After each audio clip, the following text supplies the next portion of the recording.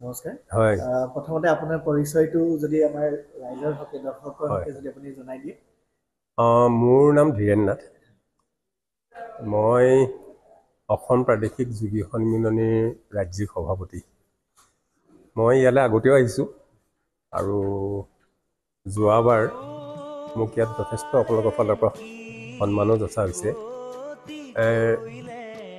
মই কেইবাবাৰো আহিছোঁ হস্পিটেলখনলৈ আৰু যিমানবাৰ আহিছোঁ প্ৰতিবাৰ হস্পিটেলখনৰ এখন সাংঘাতিক ধৰণৰ মই ইম্প্ৰুভমেণ্ট দেখিছোঁ।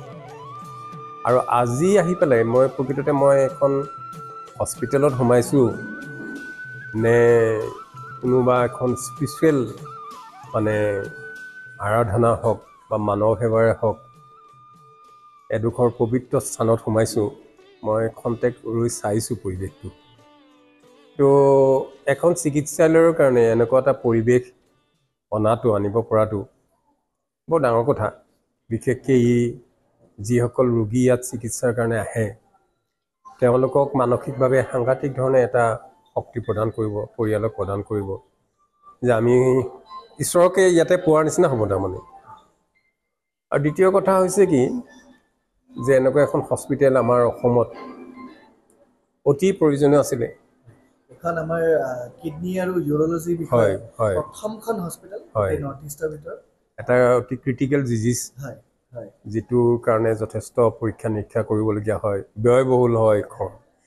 গতিকে তেনেকুৱা এখন হস্পিটেল আমাৰ এগৰাকী ডেকা মানুহ বুলিয়ে কৈছোঁ, ডক্টৰ ৰূপ কুমাৰ নাথ, তেখেতে এটা মানৱ সেৱাৰ সপোন লৈ পেলাই এই হস্পিটেলখন ইয়াত স্থাপন কৰি পেলাই আচলতে অসমৰ মানুহৰ কাৰণে এটা ডাঙৰ উপকাৰ সাধন কৰিছে। তেখেতে তাৰ কাৰণে মানুহৰ আশীৰ্বাদো পাইছে, ভগৱানৰ লগতে মানুহৰ আশীৰ্বাদো পাইছে। কাৰণ এইবিলাক অসুখৰ কাৰণে অসমৰ বাহিৰলৈ বহুত টকা খৰচ কৰি আগতে যাবলগীয়া হয়। ইয়াত নিজৰ ঘৰখনতে ইমান উন্নত চিকিৎসা, তেখেত এনেকুৱা এগৰাকী ডক্টৰ, ইমান কম বয়সতে তেখেতে গোটেই ভাৰতৰ পৰিধি ভাঙি পেলাই বাহিৰলৈও তেখেতৰ সুনামে লাহে লাহে এক্সপাণ্ড হৈ গৈ আছে। তেখেতক লেজাৰ মেন অফ ইণ্ডিয়া বুলি কোৱা হয়।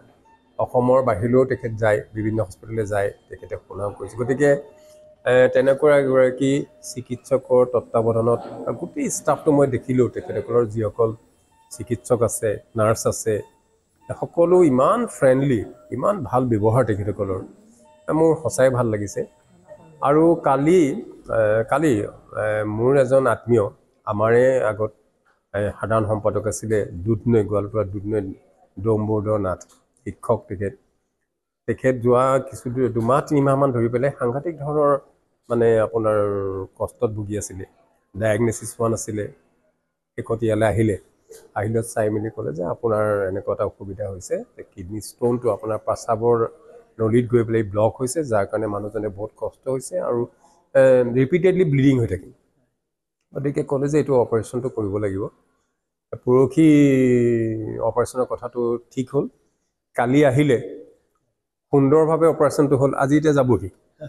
গতিকে এইটো এটা চাবলগীয়া, পৰিয়ালটো কিমান সকাহ পাইছে যে কালি ইমান টেনশ্যন লৈ পেলাই ইয়ালৈ আহিছে, আজি মানুহজন সুস্থ হৈ উভতি যাব। গতিকে মই আৰু এটা কথা, মই যিটো সম্প্ৰদায়ৰ বা যিখন সন্মিলনীৰ মই নেতৃত্বত আছোঁ, যে আমাৰ সকলোৰ আশীৰ্বাদ আছে হস্পিটেলখনৰ ওপৰত, আপোনালোকৰ সকলোৰে ওপৰত আশীৰ্বাদ আছে যে আপোনালোকে যি উদ্দেশ্যৰে, যি মানৱ সেৱাৰ উদ্দেশ্যে আপোনালোকে আগবাঢ়ক। ভগৱান আছে, মানুহৰ মৰম পাব, মানুহৰ শ্ৰদ্ধা পাব, সকলো পাব। আৰু ইয়াকে কামনা কৰি মই আপোনালোকৰ উত্তৰোত্তৰ উন্নতি মই কামনা কৰিম। ধন্যবাদ।